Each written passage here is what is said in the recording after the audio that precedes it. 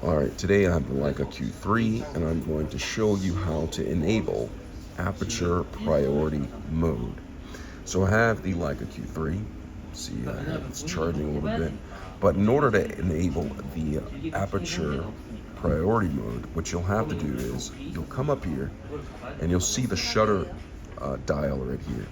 And so with the shutter dial, you'll notice that there is an A on here, and that A, I'm going to manually put this to automatic, and so now it is in automatic A, so it's in aperture priority mode. Optionally, what you can do is you can go into adjust the ISO and then put this into auto mode right there. Okay, that's one thing that you can do.